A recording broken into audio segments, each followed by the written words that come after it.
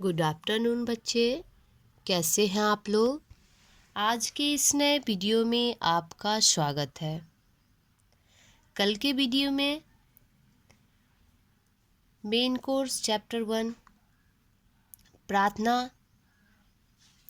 के अर्थों के बारे में अध्ययन किया। आज हम लोग इससे जुड़े अभ्यास प्रश्न को देखेंगे।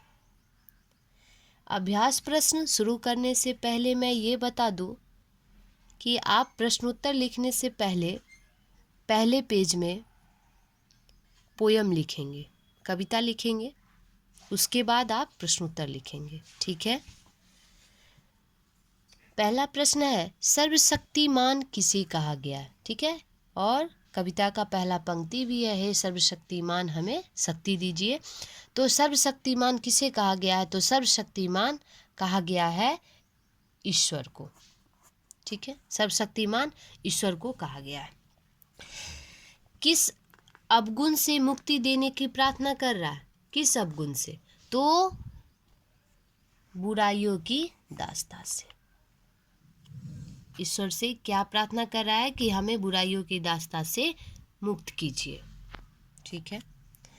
नेक्स्ट है, बच्चे हृदय में किसका दीप जलाने की कामना कर रहे हैं। बच्चे हृदय में, अपने हृदय में किसका दीप जलाने की कामना कर रहा है, तो ज्ञान दीप, ज्ञान ज्योत, जैसा कि आप पढ़ चुके हैं। कविता में किसे भगाने की बात कही जा गई है, किसे भगाने की बात कही गई है, तो अज्ञान का अंधकार या अज्ञानता भी बोल सकते हैं या अज्ञान का अंधकार भी हम बोल सकते हैं। नेक्स्ट है, किसमें मन नहीं रमना चाहिए। रमना मतलब मन लगाना, तल्लीन हो जाना। किसमें मन नहीं रमना चाहिए, तो स्वार्थ साधनों में, स्वार्थ साधनों में मन नहीं रमाना चाहिए। किसमें, स्वार्थ साधनों में। तो वैसे मनुष्य को स्वार्थी तो होना ही नहीं चाहिए और उसमें मन लगाना ही नहीं चाहिए, ठीक है। तो ये सारे प्रश्न हैं। सर्वशक्तिमान किसे कहा गया, ईश्वर को। किससे मुक्ति की बात कर रहा है, मानव बुराइयों की दास्ता से। हृदय में क्या जलाना चाहता है बच्चा, ज्ञान दीप। किसे भगाने की बात कही गई है, अज्ञान का अंधकार को। और मन किसमें नहीं रमना चाहिए, तो स्वार्थ साधनों में। नेक्स्ट है, ये प्रश्नोत्तर आप अपने नोटबुक में लिखें। कविता का आशय स्पष्ट कीजिए। कवि किन किन गुणों के होने की प्रार्थना कर रहा है। बुराइयों की दास्ता से मुक्ति का क्या अभिप्राय है। अभिप्राय जहाँ पे भी हो, या भाव स्पष्ट, ठीक है, या आशय स्पष्ट रहता है ना, पंक्ति दे के आशय स्पष्ट कीजिए, भाव स्पष्ट कीजिए, अर्थ स्पष्ट कीजिए, ठीक है, या व्याख्या कीजिए रहता है, या व्याख्या कीजिए। तो ये 5 का अर्थ एक होता है, अर्थात उसका अर्थ लिखना होता है। एक हम भावार्थ भी बोलते हैं, भावार्थ कीजिए, ठीक है। तो ये सारे शब्दों का अर्थ एक ही होता है कि उस पंक्ति का अर्थ लिखना है, जैसा कि आप जानते भी हैं। तो कैसे लिखेंगे, प्रस्तुत पंक्ति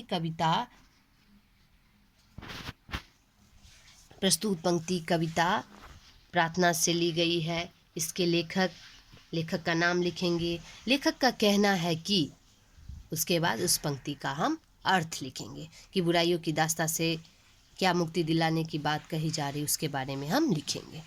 कविता में कवि ईश्वर से क्या क्या करने की प्रार्थना कर रहा है, तो कविता में कवि क्या क्या प्रार्थना कर रहा है कि स्वार्थ साधनों में मेरा मन नहीं रमे, प्रगति के पथ पे मेरा पग नहीं रुके, बुराइयों की दास्ता से हम मुक्त हो।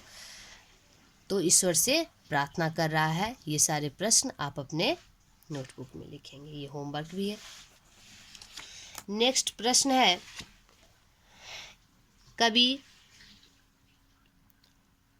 सर्वशक्तिमान से क्या मांग रहा है।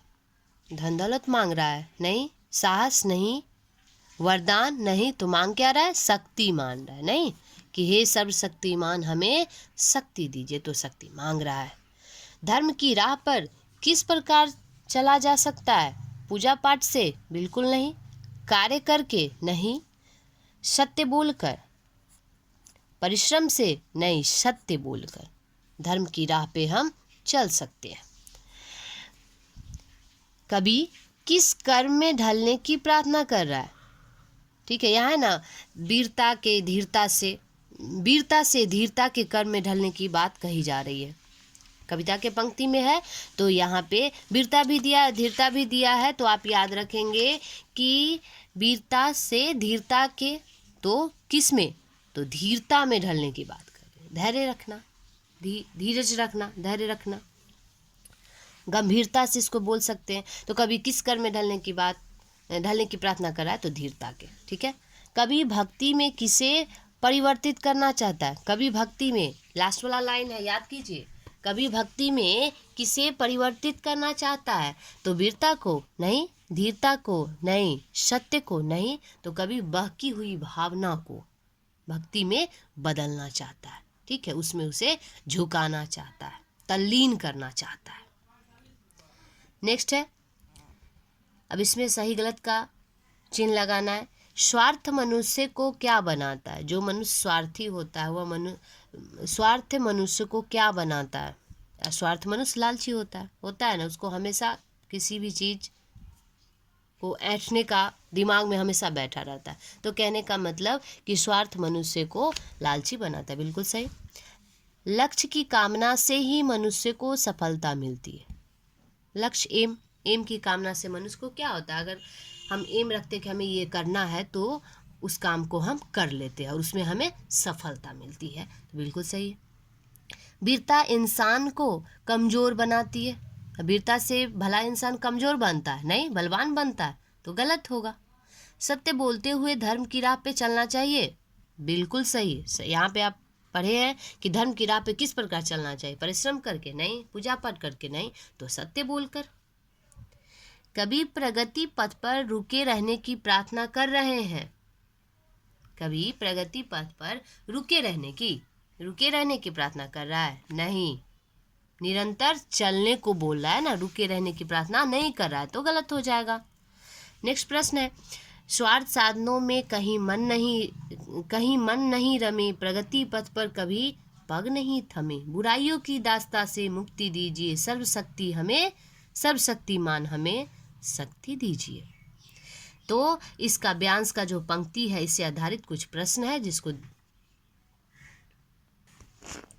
देखिए।